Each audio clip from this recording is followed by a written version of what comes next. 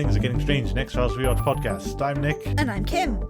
And I kind of promised I'd do some shipping stats, because it came up and we just wondered about preferences. You know, when you say that, I still keep thinking about boats. I mean, if I had more time and a lot more effort and wasn't tired all the time, I'd actually sort of start reading out the shipping forecast. Because, you know, that's the kind of stupid thing I could do. No, I'm going to have to go with numbers of fanfiction ships. Go on, then. We did mention this a week or two. I think it was when we did the Craig Wilmore simulator a couple of weeks ago, wasn't it? You brought this up. To clarify a bit more, these are just taken from Archive of Our Own, otherwise known as AO3. I'm sure there is fanfiction on fanfiction.net, there's stuff on Wattpad, there'll be other websites here and around, but there's no good way to tally that up very quickly or easily, without doing a lot more work than I feel this really merits. Fair enough. How weird is it then? Okay, so, and there is one where you're going to be flummoxed by this one, and it's going to happen twice. Okay. So, on AO3, as of, I think, Friday, there were 25,936 different works. That's primarily fanfics, but there could be some fan art, fan vids, and a few other things mixed in with that. Sure. Okay, so the first 10 ships, in order of preference, this is any kind of relationship between any two characters. So we're going ascending or descending? We're going to go ascending, just because it's going to make... number 10 is part of the weird ones. Fair enough. Okay, so, and number 1, would you be surprised at Skulder? Okay. Over and away, blows everything else out the water, 14,771 different things. I'm not surprised. Yeah. Second is Platonic Skulder. Okay, sure. But the dip. So 14,771 to 2,511. Whoa, that's quite a difference. And everything drops below that. Skulder blows everything else out the water, as you might imagine. Yeah, it makes sense. Okay, number 3 is Crouching and Mulder. I'm not surprised. Yeah, 2,177. 4, and this is where the next dip happens, with 771 is Mulder and Skinner. Romantically. I'm going to say these are, aside from the second Skulder, these have all been romantic so far. Right, now we're going to get to the one that's going to confuse you. Because I did read this out to you, and you look blank. And I was just as blank. So, number 5, with 452, is Scully and Stella Gibson. You told me not to look up who Stella Gibson is. I did, and you're not going to... I don't know if you're not going to be happy or just going to be annoyed or what with this. Is it a character? Yes, however, not a character in the X-Files. Okay. Stella Gibson is from The Fall, another TV series. Oh, right. Stella Gibson happens to be played by, Gillian Anderson. Oh, so it's kind of like self-cessed. Yes, but of a different series. I don't understand. She's another investigator. I did briefly look up The Fall. It's like she's an investigator or a detective, possibly an FBI agent. It's the right ballpark, but what are you doing? Why? Why have you done this? I don't understand. Moving swiftly on. So then you have romantic Krychek and Skinner at 429. I suppose they met once? There's a thing in fandom called a hate ship. Mm. So basically this is two people who do not like each other, but will have sex. I guess that's Mulder and Krychek as well. Then. Yeah, that kind of thing. So Krychek and Skinner, that's not outside the realms of plausibility. Next, as a preview for where we're going later, is Doggett and Reyes. That makes sense. They make a good couple. Squeaking in with 266.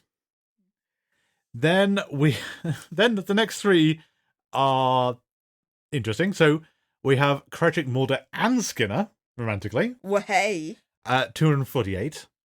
And this is where it starts to break down a little bit, we have Scully and Other. Other. Yeah, the tag is just used. I mean, this could incorporate a whole load of things, because on a very brief glance through, there is a few Scully and Chloe Starling. You can see the logic there again. Yeah, I see the logic.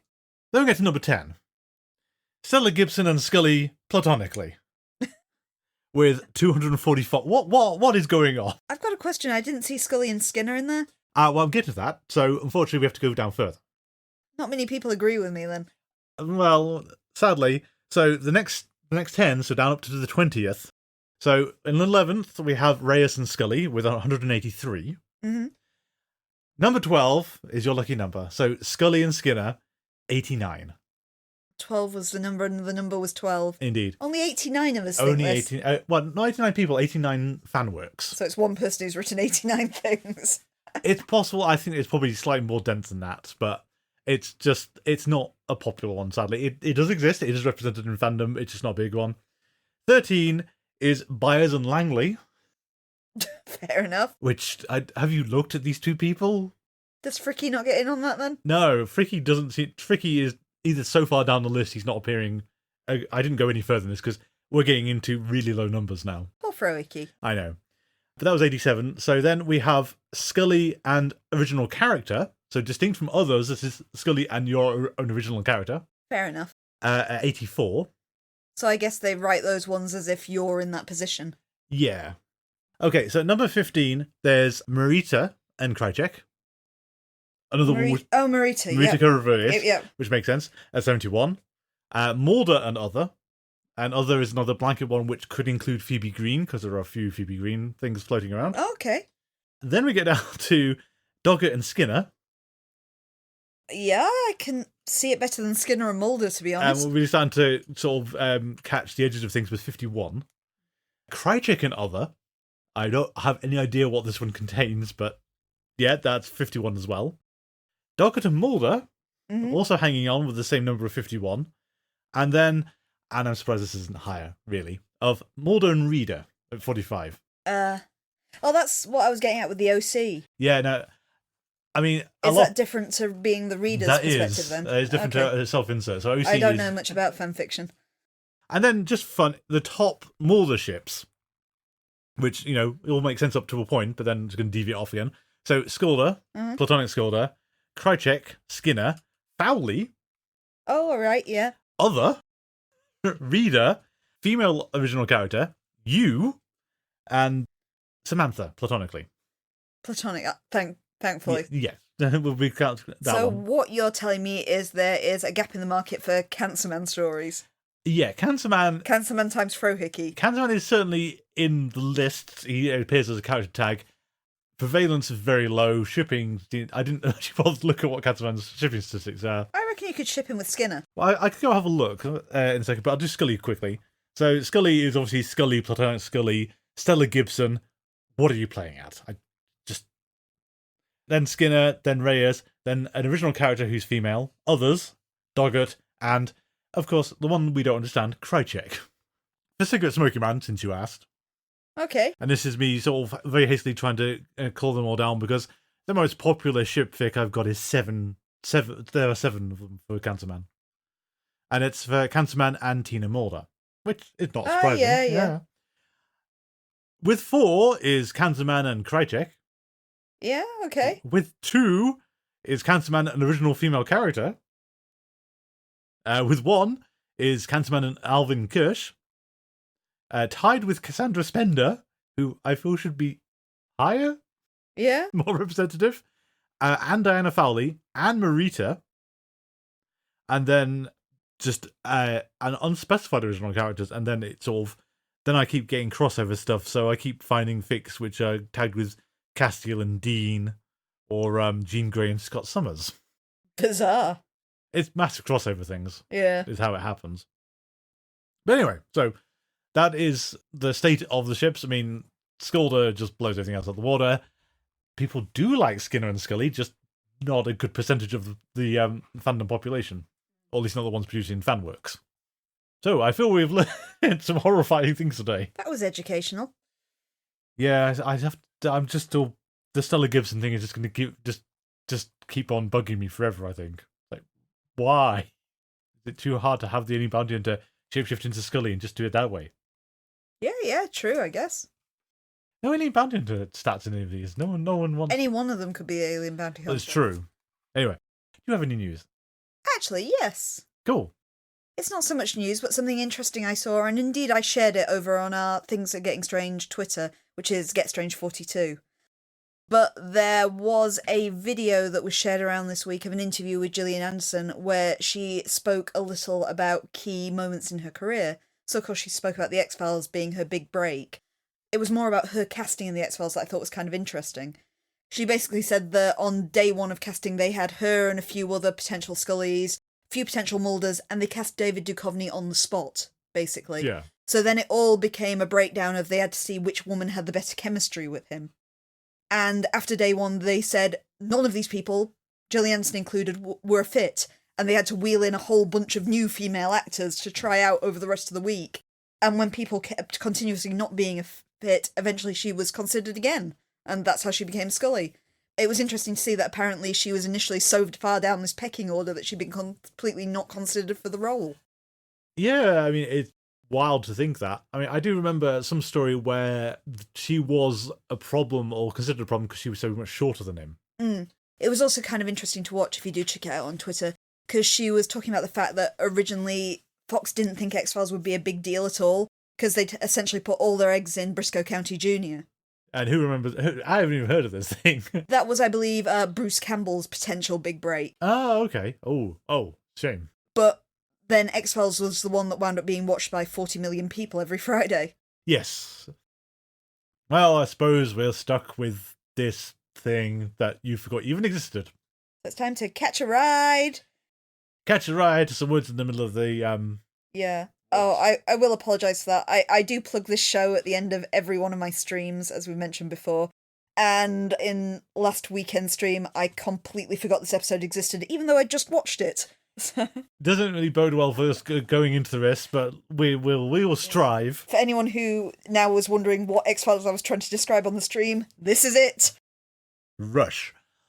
Directed by Robert Lieberman, written by David and Mann, and first broadcast on the 5th of December 1999. Guest stars: Rodney Scott is Tony Reed, who has previously been in CSI Miami and NCIS. Oh, or cool. possibly is later. But also we have Scott Cooper, who has played Max Harden, which... Just thinking of the Homer Simpson Max Power, I got it off a handdryer. Exactly. So bizarrely, his big thing is he was the writer and director of Antlers, the horror film. The horror film, which also featured Todd from Breaking Bad in it. Yes, it did. A decent film. A decent film. The other thing you've seen him in, though, is Austin Powers' The Spy Who Shagged Me. Really? Yeah. But for other things you've seen people in is Nikki Acox, who played Chastity Rain. Okay, yeah. Jeepers Creepers 2. Yeah, actually. And the next one's really weird. X-Files, I Want to Believe. Really? Really. Completely different character, obviously, but she's in that film. Huh. Joyride 2. Terrible film, but good for her. Third Rock from the Sun. CSI Miami. And continue on to a semi-kind of theme, we've got Tom Bauer, who played Sheriff Harden. Who's in Beverly Hills Cop 2. He's in Die Hard 2. He's in El Camino, a Breaking Bad story. Oh, really? Yeah. And last for this lot is Ann Dowd, who played Mrs. Reed. So she was in Philadelphia.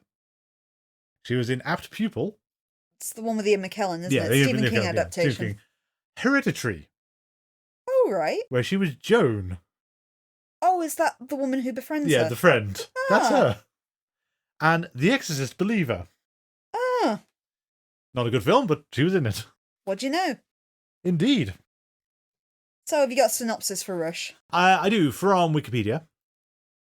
In Virginia, Tony Reed and two other teenagers meet in the woods late at night, but they are interrupted by a sheriff's deputy. Moments later, the deputy is murdered, killed with his own flashlight.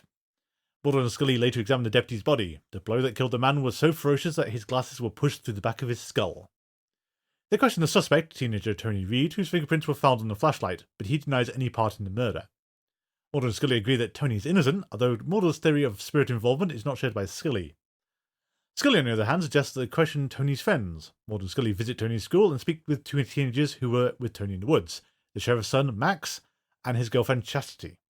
Chastity seems concerned about Tony when Mulder and Scully tell her he may go to jail. However, Tony is later released when the murder weapon mysteriously goes missing from the evidence room. Mulder and Scully review the video footage from the evidence room that shows the flashlight simply disappear. However, a blur on the video footage attracts Mulder's attention, and later analysis by Chuck reveals the blood object is solid and matches the local high school's colours. When one of the teachers at the high school, who was strongly despised by Max, is attacked and murdered by an unseen force using a table and chair in front of many witnesses, Mulder suspects Max possesses some kind of paranormal ability and is using it to kill. Max believes that his changing teenage hormones are giving him paranormal abilities that allow him to attack people without touching them. Meanwhile, Tony follows Christie into a cave in the woods and stumbles upon a bizarre shaft of light. Once Tony steps into the light, he is possessed with the same abilities that Max and Chastity have, the ability to vibrate at high frequencies, allowing Tony to move faster than normal vision can detect. At the same time, however, Max collapses and is sent to hospital where it is found he is suffering from exhaustion, withdrawal, a concussion, muscular tears, and skeletal fractures. Basically, his abilities are killing him. Mulder eventually deduces he possesses superhuman speed. Chastity sneaks Max out of the hospital where he returns to the cave, and later the sheriff finds a flashlight in Max's room and confronts his son about the murders. Max confesses and then attempts to murder his father, but Tony intervenes, taking the sheriff's gun and leaving behind the flashlight for the FBI to find. The sheriff is promptly taken to hospital. That night, Tony and Chastity head to the cave so that Max won't use up any more of the remaining power. Once they're there, Chastity has been knocked unconscious by Max, who then confronts Tony using his abilities to take back the gun before throwing it away. However, Chastity takes the gun and shoots Max from behind, and then allows herself to be shot by the same bullet.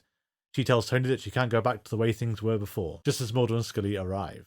Afterwards, Tony is seen in the hospital recuperating, while numerous geological experts examine the cave, but were not able to identify anything unusual. The city then fills the cave with concrete, sealing it forever, leaving the question as to what caused the teenager's related ability a mystery. Thank you.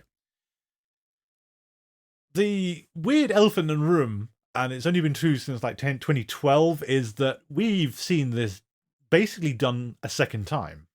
In Chronicle. In Chronicle, which, for the record, I don't think is a great film. It's, at least it does more with the concept than this episode can. I differ. I remember Chronicle actually being really good. I think so. I think I like some of it. Some of it was good. Some of it was sort of kind of going, what are you doing? It was the found footage superhero film, basically. It was. And I think I remember some of the reviews, the complaints were that if the conceit works at first and then after a while they're just using supernatural powers to film themselves and it starts to lose the found footage feel a bit. Mm. But I think one of the thing I sort of said to you before was this episode is too short and Chronicles kind of got the right length to do this concept better. Yeah, it is a good point, particularly, well, we'll talk about it more, but as you get towards the end of Rush, it feels ironically rushed. Yes. I mean, the one thing I got was that Chastity, aside from not being named for so long, and that we sort of started to struggle with how to refer to her. Oh, I googled her name in the end just so I wasn't calling her, like, girl in my notes. Yeah, but she flip-flops characters really often, because she's kind of doing the whole evil girlfriend thing at first, and then convinces Tony not to confess to the cops and everything. Mm. And then the second Tony talks to her, she's suddenly meek, mild, and frightened about the abilities. Yeah. It's like, nothing's happened to do this to you. You've just changed between scenes. I guess the only thing that has happened is she's realised that Max is going to let Tony take the fall for this. Yeah, but then again, what was the point of her visiting him in the police station then? Yeah. It's I can understand where they were going for it, but it doesn't actually make any sense. And yeah, her not being referenced by name for so long was really frustrating. A lot of the criticisms of this episode that I found online were that the teenage characters are kind of bland. Yeah, I mean, I can't tell you anything about them. I mean, like, Tony there's like 3 lines about how he hung up with the wrong crowd in the past, which is why they've moved, and now he's falling in with the wrong crowd again. And he needs to do better. I read about the genesis of this episode, and the general idea was that a lot of other series were doing episodes centered around teenage angst. So we can metaphorically get in the ideas of drug abuse, parental abuse, that sort of thing. Yeah. And so the X-Files felt it had to do it too. Which, it should note, they already tried this in Schizogyny and Syzygy, and it didn't work very well either of those times. I probably prefer Rush, but it's still kind of a forgettable episode. Yeah, and it does feel like we've left the mystery on too much of a mystery, because we've got this weird beam of light. That's kind of cool as a weird thing, and there's a slight strange structure on the ground that we don't know what it is. In my head, I kind of assumed it was like a crashed spaceship. Yeah. Because we've seen that kind of jittery effect before when people have come into contact with alien technology. Yeah. Although it's the problem now of how much of that is you remembering Chronicle, where it was something that fell out the air, they go and investigate. Yeah. And I think it's harder to detach which thing is which anymore. Given the very similar... It's a good mystery, and it's something they don't really need to explain, to be fair. No, but then at the same time, it's never about the mystery, is it? No. And I mean, I do like the fact that they've had the geologist go over the cave and found nothing. At the same time, it feels a bit too pat at the end to say, and they filled it with concrete. But the geologist found nothing, so what are you worried about? The special effects in this episode is something I wanted to note because this episode actually won an Emmy for Best Visual Effects. Okay. And it is quite clever. A lot of it is just done by filming things at different frame rates. But that jittery effect in particular is quite clever because essentially they film the heads and the bodies independently and splice the two footages. So you get this really unnatural, fast-paced shot of the head and the body moving kind of impossibly in different directions. Okay. You're giving you that kind of Jacob's Ladder jittery effect. Yeah, that's interesting. Mm. One of the standout effects is when Chastity shoots her boyfriend through the back with the gun and then herself through the front with the same gun and the same bullet. And you kind of want Mulder to have actually sort of had a field day with that, because as far as all the ballistics and all the evidence and all the trajectory makes sense of, you have got someone who fired a gun and got in front of the bullet after it passed through another person. Shouldn't he just like be dining out on this for the rest of his life? As in, this is a documented impossible situation. There is no way for this to have happened. It's like the JFK magic bullet sort of thing. Yeah, but this is magic bullet plus plus. This is like, there isn't even a plausibility thing, because the JFK magic bullet thing, a lot of people have explained it because it's not wounds on JFK, it's damage to his clothing is what it's based on. Mm. And it's like, if things rumple up or anything, or if he keels over and his jacket rides up, you're going to get bullets going through weird angles when you straighten it out again. Or he was just shot from the grassy knoll. The point is, though, that if the JFK conspiracy can last for that time, Mulder should just be over the moon with this one. I think you'd just rule it out. You'd have to just kind of say in court, look, there is no way this could have been done other than if Tony was a shooter. Yeah, but he's also in the wrong position for that to happen and has no gunpowder residue on his hands, kind of thing. Mm. But Occam's razor says that Tony did this somehow. Know. You would not come to the conclusion that it was a teenager with super speed. Oh, no, Mulder would, though. The court wouldn't. Yeah, but can you imagine Mulder as usual kind of standing up and citing the speed force as his logical justification for this? That's an interesting point, I thought, as well, though, because if you do that episode now, you're going to have reference to The Flash. In 1999, I can't remember if there was a Flash thing, because they do The Flash every now and again. That was the old Flash TV series. There was, I don't know, but it didn't have a cultural cachet. No. You wouldn't make a reference to it and expect people to pick up on it. I guess when you're thinking of superheroes before the kind of movie superhero boom, you'd be thinking of Batman and Superman. Yeah, and maybe if you were Massacre Steel. It's about the furthest down the weird rungs you're going to get. Yeah. Flash was not a publicly known character in the same way. So therefore nobody had the Speed Force as a frame of reference. Yeah, because that joke isn't there, and it's interesting it isn't, because that's how things have changed since then. Because now you'd throw it in and have a reasonable expectation that most of the audience would get what you're going for. True. It's in the same sense as we've had Invisible Man references in previous episodes and stuff like that. Something that's just in the zeitgeist. And will never kind of leave the zeitgeist, though, because the Invisible Man is such a famous story. Whereas The Flash, I hate to say it, comic fans, I know comic fans love The Flash, and I never understood it, but he's not got the same thing. He was struck by lightning while holding some chemicals. It's the best origin ever. Oh, no, I get that, but I just look at where he's popular. It's nice to see Chuck. It is nice to see Chuck again. And I do like we've got the analysis is quite funny when they're trying to compare the object in the video frame and it's like a U-boat or something is what it matches to. That was good. I do, and I also like, though, that the power has these penalties and the human body just can't cope with it. I mean, it's remarkable he's still alive at all with the velocities he's doing. It's kind of going down the superhero analogy again, all the comments about how Lois Lane wouldn't survive being flown by Superman because she's a normal squishy human and our bodies aren't built to withstand these forces. Yes, I think the usual thing is suspension of disbelief, just leave it alone. But this is what we're seeing here. It's like some kids have been given superpowers, but their bodies are not evolved to be able to take this, and therefore they're falling apart. Yes. And it does feel a little bit of a cliche as well, though, after things like it, for him to be the sheriff's son and being, the complete jerk. Yeah. Because that seems to be such a cliche in fiction these days. Yeah. Particularly in American fiction, you see that a lot. I think it's the affluenza, I can get away with this because my dad's the sheriff. Yeah, but also single parent, and then the sheriff is also not a good parent as well. It all accumulates in the same thing. I guess you have that idea of, like, the military mind. Yeah. This is the military, Dad, my kids will call me sir, sort of thing. I will discipline them and they will thank me for it in the future. Yeah. Yeah, no. I think he's just going to murder you with a flashlight. Or try to, anyway. It's a good... I do like that Mulder points out, this is the worst lie you could possibly tell people if he is lying, because it doesn't make any sense. And I do kind of wonder if this ever stands up in court of, your excuse makes no sense, and the prosecutor just say, well, he's clearly, not got his faculties, we're going to put him away. Mm. Is that how it usually pans out, rather than you go, well, we can't prove anything? Yeah. Also, the evidence has gone missing. I mean, that blur took it in like a split second. Yeah, and left melted plastic chunks in its wake. Which is a neat kind of thing, though. It's still... I suppose that's one of the kind of nuisance parts about it, is that he's only leaving fragments of like clothing and things in his wake sometimes, and not every time, when he should be... It was Chastity that stole it. Was it Chastity who stole it? I thought it was... I thought it was him, but okay. I thought it was supposed to be Chastity. Well, I guess it could have been him, because it turned up in his room. Yeah. But she's the one who's wearing the blazer, so I assumed it was her. I don't think the episode actually bothers to specify.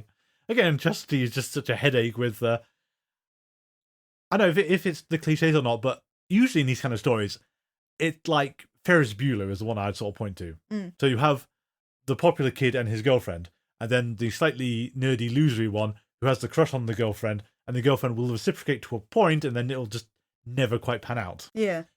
And that's kind of what I thought they were doing with these three, but then Chastity just flip-flops characters so fast, it's not clear what she's doing. Yeah. She's clearly supposed to be with Max because she's afraid of breaking up with him. Yeah, but at the same time, she's doing the femme fatale thing for the first third of the episode and then ditches it. Mm. And as you said, though, it's clearly the X-Files doing its version of the usual teen angst thing. So this is meant to be a metaphor for addiction. Cool, but being addicted to things doesn't mean you can normally murder other people with impunity. I think you've got some other elements of the high school experience in there, because you do have the whole little arc with Max and his teacher, whatever class this is supposed to be, where Max aces a test and the teacher just assumes he's cheating and kind of fails him automatically without any recourse. Which, in the teacher's defense, given the guy who's shown up in the last 5 minutes and filled out the thing instantly, usually does indicate that you've memorized the pattern. But at the same time, you're leading into the high school fantasy of actually murdering your teacher, which Max goes through with, in possibly one of the most grisly deaths we've ever seen in the X-Files. Yeah, and at the same time, it's... I suppose it is an interesting point that he lacks imagination. Mm.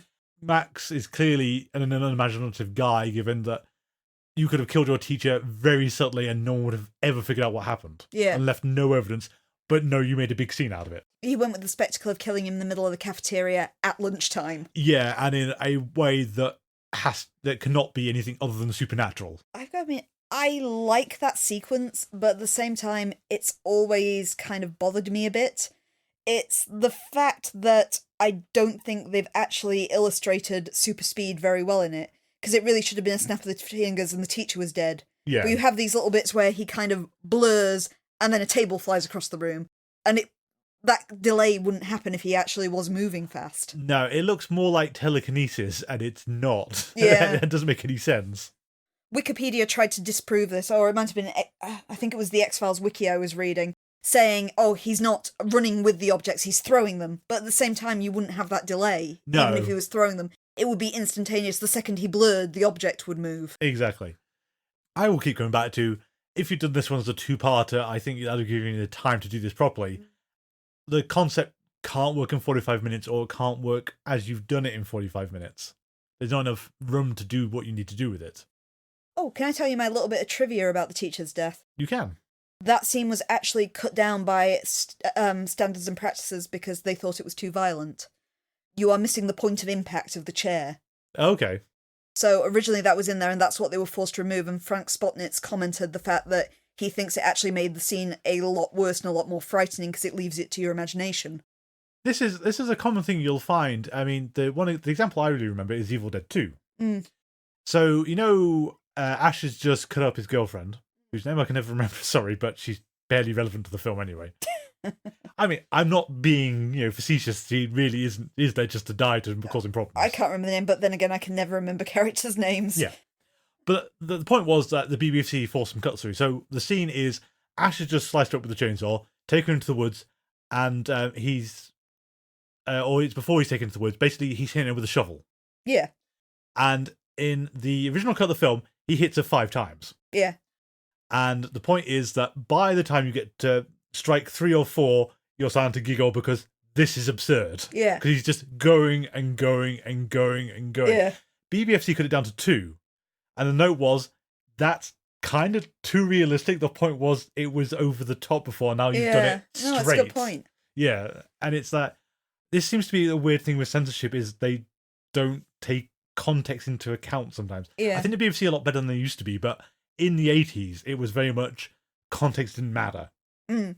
And so an inherently comic scene like that was then made much grislier by making it less over the top. Yeah. You think in the back of their heads, they're thinking, aha, if we remove this, it'll make it less violent. Yeah, and not the whole, that's You're too close to turning possibility. a comic scene into something that could actually happen. Yeah. So it's a weird, it's a trick that works in a lot of things and people don't understand it. And yeah, the X-Files became much nastier by cutting out a sequence that possibly, I don't know, I don't think there's a version of it on DVD or anything to see how it used to be. Not that I'm aware of, no. So yeah, it'd be a mystery, but I can fully believe what Frank Spotnitz has said there. Mm. Do we have much else for Rush? Because I think it's fine. It's just an average X-Files episode. I don't think it's inherently bad. And when I remember first seeing this one as a teenager, particularly the aforementioned murder of the teacher, I thought was quite scary. Yeah. But as we noted, I watched this episode and then in the space of like a day when I had my last stream, forgot the name of the episode, which shows it really does not stick with me. No, it's not. It's not bad, but it's not good. It's not really memorable. I think, as you said, it's our guest cast or guest characters are so bland they just fall out. I would say it's not a problem of the actors at No, all. They're fine. It's the way they're written. Yeah, it's the actual characters the problem. But I do think it's probably the superior version of the likes of Scisogeny, which we reviewed a season or 2 ago, and that's dire. Yes, it's better than Scisogeny. It's less infuriating than Syzygy. Mm. Although I think Syzygy, for all its faults, had more potential. It just executed in the worst possible way it could have been. Yeah. Yeah, I won't argue with that. And this is basically just a mediocre season 7 episode. Yeah. It's not bad. I enjoyed it more than like Millennium. Yeah. But I think we went over a lot of that is just Millennium is convinced that you know a lot of detail that we don't, and if you don't know it, you're just gonna have no fun at all. Mm. And it's a fundamentally silly idea. So in the stakes of the series, it's probably more enjoyable than Millennium, but not as good as Hungry, should we say? I'd say that so far. Yeah. It's probably better than the Six Extinction 1 and 2. You'll never get past that. Zombies stole my spaceship. I mean, I know that's almost certainly not what they intended to do, but that's how it looks. Mm. And you can't do that and never have it come back again. True. Where did the spaceship go? Okay, we should go to Illinois. Chicago, Illinois, where we can go and visit an orphanage where Joliet Jake and Elwood Blues were raised. No, this is a different podcast. How are your references just getting more and more obscure? Well, in my defense, it's Chicago. One of the big things about Chicago, it's the pizza, it's the Blues Brothers. The musical, and The Dark Knight. Yeah, all right, I'll give you that one. And in fact, the Gotham City is meant to be Chicago anyway. Yeah, I believe that's true. But anyway, we're talking about the Goldberg variation. We are talking about the Goldberg variation and not Blues Brothers, the film. So, the Goldberg variation, directed by Thomas J. Wright, written by Jeffrey Bell, and first broadcast on the 12th of December 1999. Guest stars, return of Willie Garson, who played Henry Weems. So I can't remember if we did actually do him last time, but we'll do him again anyway, because he's been in some fun stuff. Yeah, we previously saw him in The Walk, I think. He was in Groundhog Day as well. He was in The Rock, and Kingpin and Mars Attacks, Something About Mary, Being John Malkovich, Cheers, Twin Peaks, Carol in the City, Buffy the Vampire Slayer, Star Trek Voyager, Spin City, and Pushing Daisies. Wow, he's been in a lot. He has. And that's just the ones we've seen, because there's a whole lot of other bit parts and guest stars he's done elsewhere. Mm. We also have Alison Reed, who played Maggie Lepon, who was in Frasier, and I had to check this was actually the one I thought it was, but Ad Astra. Okay.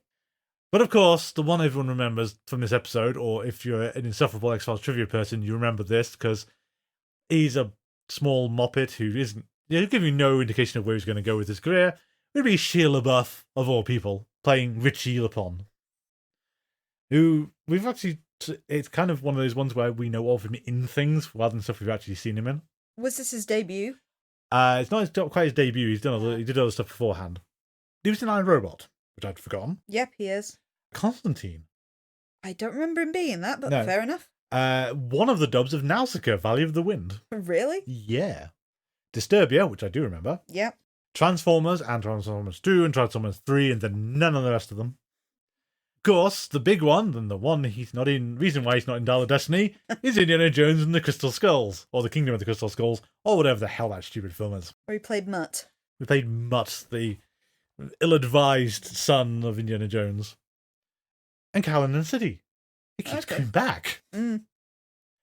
Marshall Manesh played Mr. Jank, who is one of the thugs that hangs around with Mr. Catrone, who I think got typecast for a while, but he was in True Lies, Barbed Wire, The Big Lebowski, and Pirates of the Caribbean at World's End.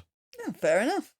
And then we have Nicholas Worth, who played Mr. Haas, who was in Coma, Naked Gun, where he played Thug Number 1, Darkman, and also Barbed Wire. Yep, and as always, largely cribbed from Wikipedia. Our episode this time opens in Chicago, where we see Henry Weems playing a high-stakes poker game against a group of mobsters, including Jimmy Catrona.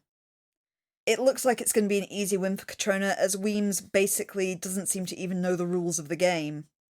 However, he still manages to win with a straight flush. Catrona believes that Weems has cheated, and attempts to kill him by throwing him off the 29th floor of the building. However, Weems lands on a laundry cart far, far below in the street, and gets up and walks away. Mulder and Scully come on the case to investigate this purely because Catrona has been in the sights of the FBI, who are desperate to build a case on him, and if Weems has survived, he could be a good way of doing this. Mulder believes that Weems has the ability to cure himself via some kind of high-speed regeneration. However, Scully looks at the kind of crushed cart and believes he's just very, very lucky. Using prosthetic eye that they find at the scene, which belongs to Weems, they manage to track him down to the apartment building where he works as a handyman. Catrona gratefully takes his eye back, but refuses to testify, because he doesn't want to put himself in any more danger. While looking around Weems' apartment, Mulder learns about his fascination with Rube Goldberg machines. These are usually machines made out of household objects that basically the idea behind them is it's a complicated way of doing a simple task. Mulder and Scully realise they're not getting anywhere and both leave. However, at the same time, one of Catrona's enforcers arrives to kill Weems. As he shoots at Weems, this sparks a kind of living Goldberg machine, which leads to a string of impossible events, winding up with the enforcer dead, apparently by a heart attack, yet strung from his shoelaces from a light fitting. Hearing the gun, Mulder and Scully rush back upstairs and find that Weems is completely unharmed, and therefore is kind of the suspect in this murder. Mulder later notes that Weems was actually the sole survivor of a commuter jet crash that killed 20 other people. From this, he starts to believe that Weems has developed some kind of superhuman look, basically just can't die. Later we see Weems buying a lottery scratch card. He immediately wins $100,000, but throws the ticket away when he learns that it will take him 12 months to get the money. Another man retrieves the ticket from the bin and ignores Weems' warning that something bad will happen if he takes it. That man is immediately hit by a truck.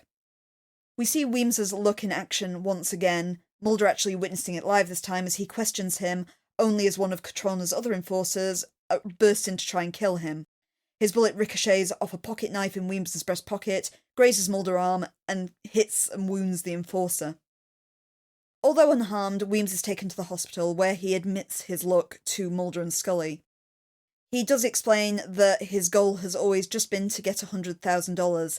That's all he needs, and it's to pay for expensive medical treatments for a boy in his apartment building who's called Richie. Scully is skeptical and believes that Mulder is just feeding Weems's delusions by kind of playing on the fact that he's very lucky. This seems to also be proven as Weems leaves the hospital and is immediately hit by a truck. However, we as the viewers see that this being hit by a truck actually saves his life because another one of the enforcers is gunning for him at the time, so it's still kind of vague as to whether or not he actually is lucky. Realising that Weems seems to be untouchable, Katrona decides to hit him where it actually hurts and kidnaps Richie's mom. At the same time, Richie's health takes a turn for the worse and he's rushed into hospital. Complications with his hepatitis means that he's dying unless he can get a liver donor really, really urgently, which seems unlikely because of his rare blood type.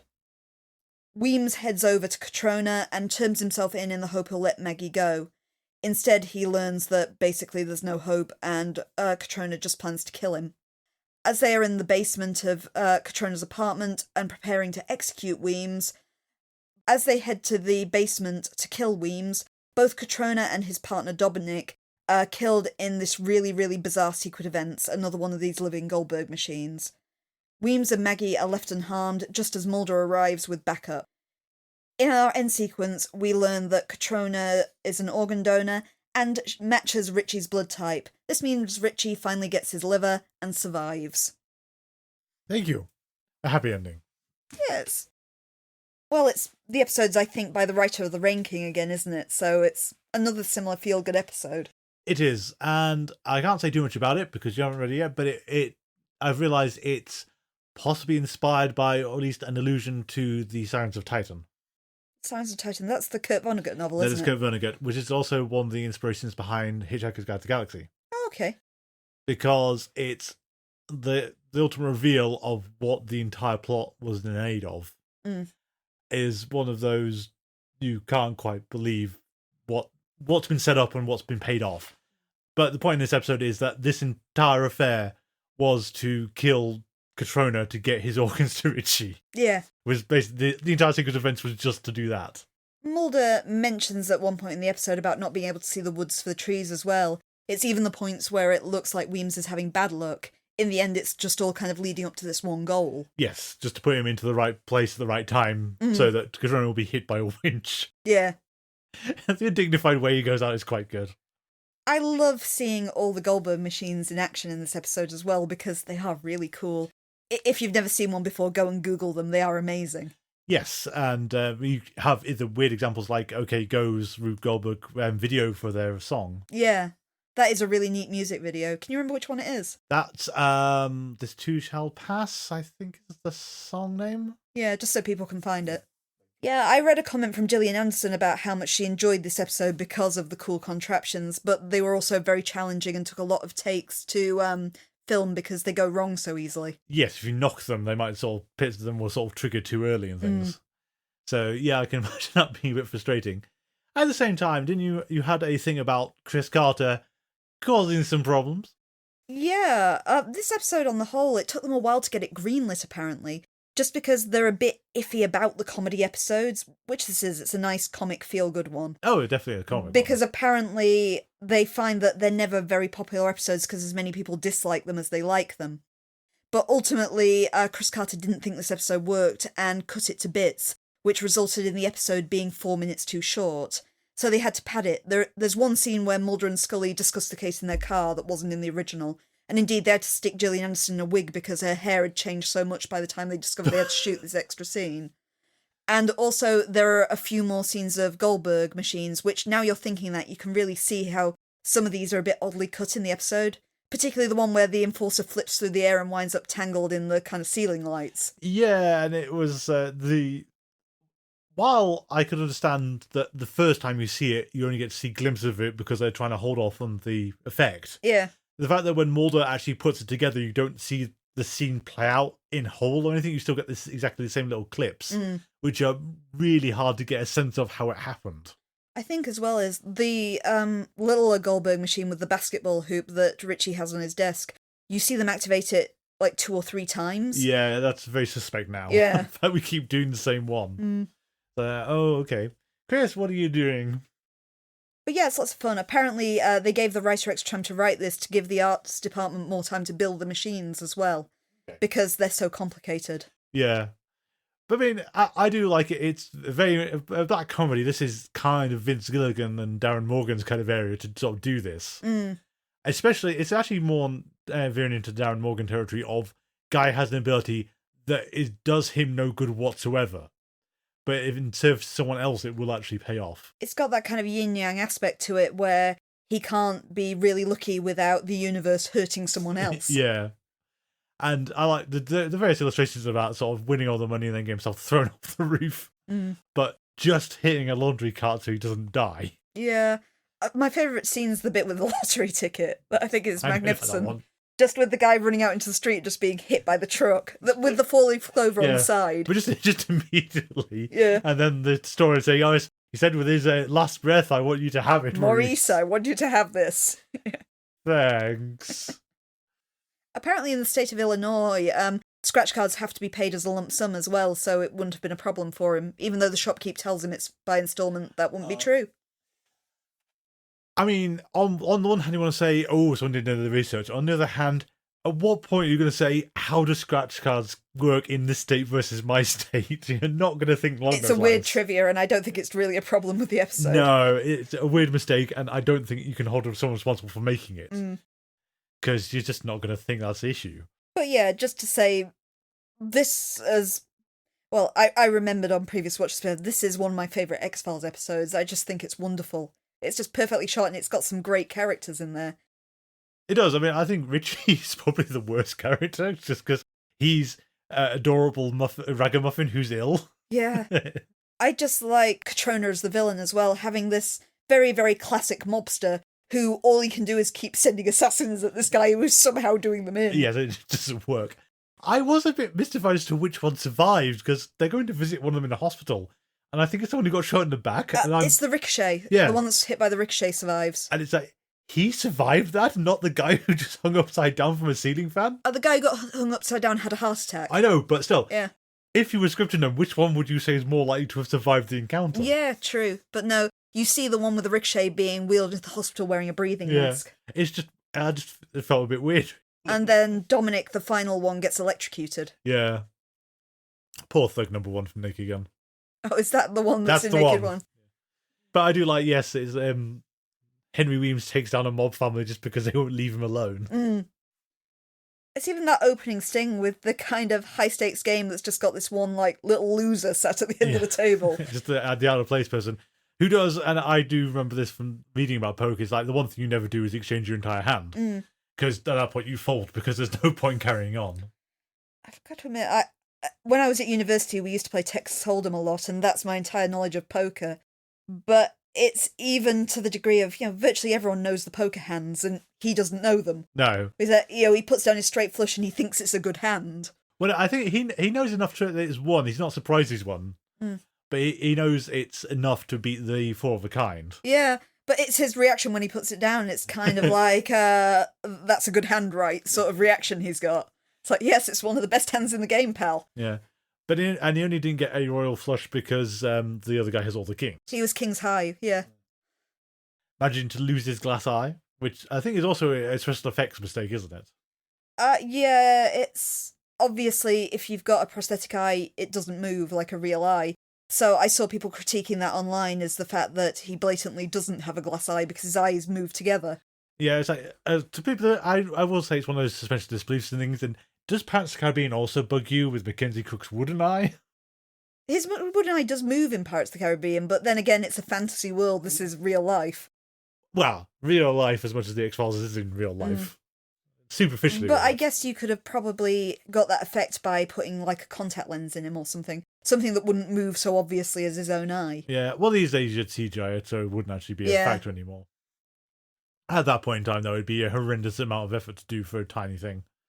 But I like when Weems kind of illustrates his bad luck. It's things like he was the sole survivor of an aeroplane, but he lost an eye. Yeah. And at the same time, it's when he falls off the building, he's very concerned about the bruise on his elbow. It is a nasty bruise. After falling 29 floors. Yeah, but again, it's nice comedy moments. I like the fact that Mulder and Scully have gone to visit Henry Rooms and Richie's mum rushes out and grabs them and says, "Oh, we're not plumbers. Do I care? You've got more strength than I have. Go and do For that." such a minor part in the episode, Richie's mum does play it for all she's worth. She does. We just complained Rush and said the teenagers were kind of bland. This is how you have NPCs with kind of character. Yes. Again, except for Richie, who's just the adorable Muppet, who it's just maybe it's just sheer above his gateway, but I think Richie's always been the weakest part of this episode. I know he's got to be there as the goal, but there's nothing to him. He likes sports and Rube Goldberg. Very, very sick kid who Weems has kind of befriended. Yeah, and it's nice enough, and the fact that he's sort of got this relationship with the boy, he wants to help him. Yeah, I got to remember, I kind of remembered it slightly wrong because I thought Weems kind of fancied the mom, but it's not, it's purely he's friends with the boy. Yeah. I mean, the ending certainly has an implication that maybe they will actually sort of get together sometime later. But yeah, it's not any kind of incentive in the how the episode works. I think they've cast Weems really well. Apparently they broke a golden rule in the X-Files about hiring an extra who was in quite a high-profile role to play another quite high-profile role, but he's perfect. He is. I mean, I would say, was he really that high-profile in The Walk? Because he's not in it a huge amount. He's in it quite a bit. He survives out the episode. He does. He's got a significant role in it, but no, he does. He dies. He doesn't make it out. Oh no, the other guy's the mailman. The other guy at the end comes. Yeah, he doesn't make it out.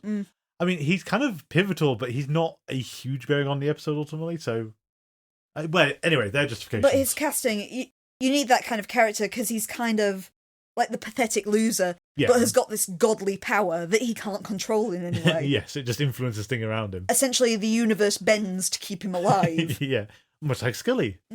It's like what's Deadpool 2 Domino? Yes. Kind of her probability power. Well, I think you could say they're exactly the same principle expressed in two different ways. It's one of those things where it seems like an amazing superpower, and in Deadpool, it looks like an incredible superpower.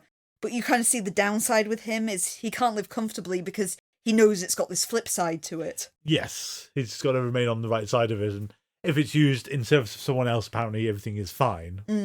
Or it won't be too problematic, but for his own benefit, he's going to suffer somehow. Yeah. Hence, getting off the plane. It's like that old kind of Buddhist koan with the monk living on the mountain where every time something good happens to him, he says it'll pass, and every time something bad happens to him, he says it'll pass. It's that sort of idea to it. Back to OK Go, this too shall pass. I guess if you're going to criticise something, the episode got mixed positive reviews as the comedic ones tend to. Yeah. To be fair, because the people who like them really love them, and the people who prefer serious X-Files just kind of go, meh, it was alright. Most people did say the episode was kind of charming and a good feel-good episode, much like the criticisms of the Rain King said. Yeah. Well, I think it's one of the ones where, yes, you might want entirely po-faced serious X-Files.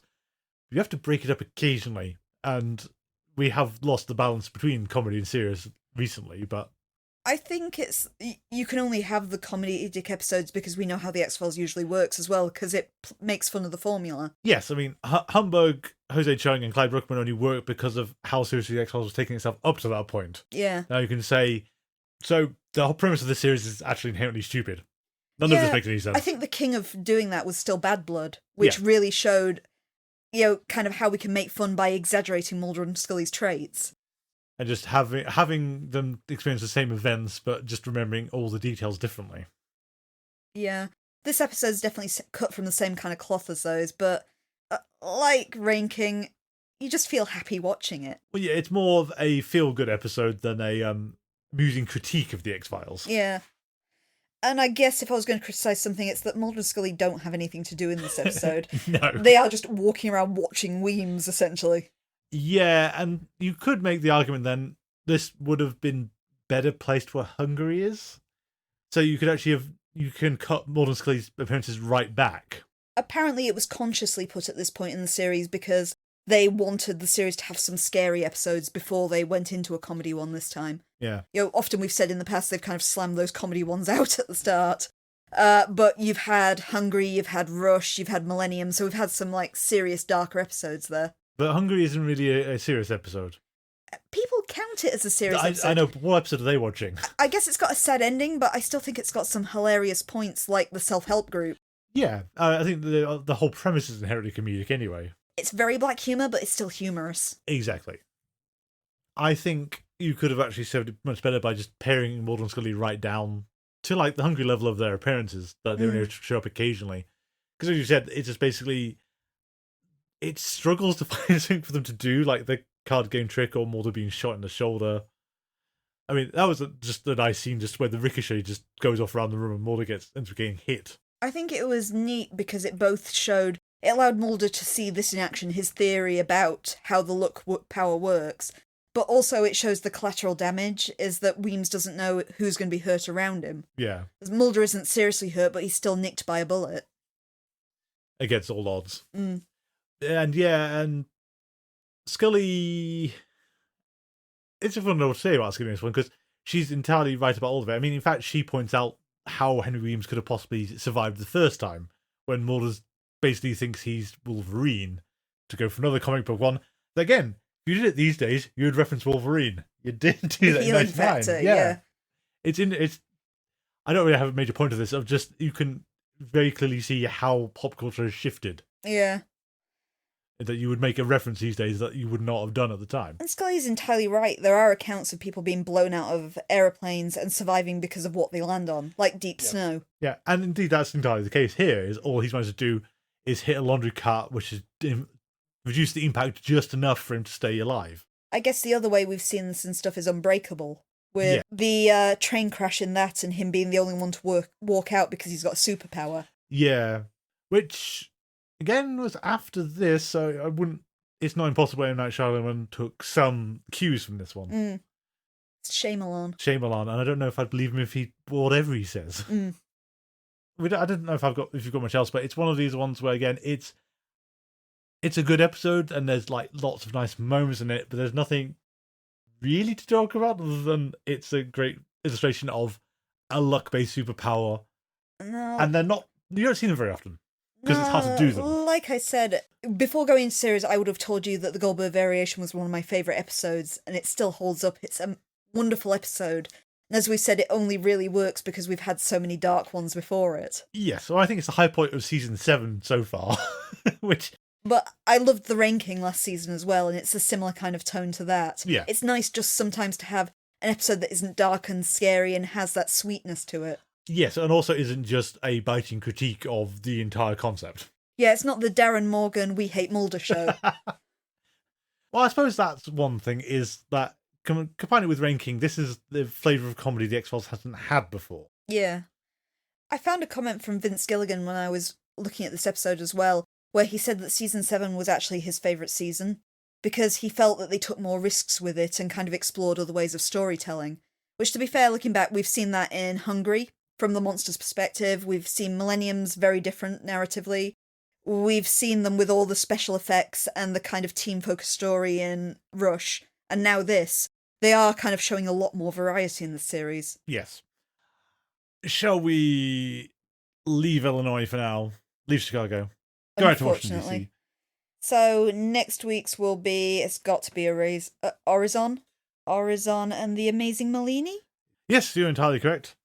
In the meantime, if you'd like to get hold of us, our email address is thingsagainstrange42@gmail.com. You can also get us on social media, and please do let me know if you'd like us to promote anything at the start of our show, be it conventions, fan events, fanzines, whatever you got on the go. You can find us on Twitter and Tumblr at GetStrange42. You can find us on Mastodon at GetStrange42@universedon.com, and also on Facebook, where you can find us by searching for Things Are Getting Strange and X-Files Rewatch Podcast. Additionally, as mentioned at the start of the show, I also have a stream on Twitch TV if you are not sick of my voice already. It is live on Mondays and Wednesdays at 8 PM GMT or Saturdays at 5 PM GMT, where I play whatever I've currently got on the go on the PlayStation 5, which is currently Wolong Fallen Dynasty. My Twitch handle is AdverseCamber42, and I should have mentioned that. But AdverseCamber42 has a connected YouTube channel which archives old episodes, and where I'm also currently hosting a exclusive silent stream of Final Fantasy VII Rebirth. So please check that out as well if you're interested. We have a Patreon, patreon.com/thingsagainstrange, where you can find our complete Let's Play of the first X-Files game, the Craig Wilmore Simulator, where we die and die and die and die and die and die and die, eventually succeed after dying more times. I'm really good at dying. Aren't we both? And coming up is our review of Goblins by Charles Grant. That's the first of the adult X-Files novels that was published back in the 90s. Sign up over at Patreon to get access to our exclusive stuff for as little as $3 a month. Our theme music is Envisioned by Kevin MacLeod. You can find that at incompetech.com, licensed under the Creative Commons by Attribution 3.0. Thank you all for listening, and until next time, please remember, Maurice, I want you to have this.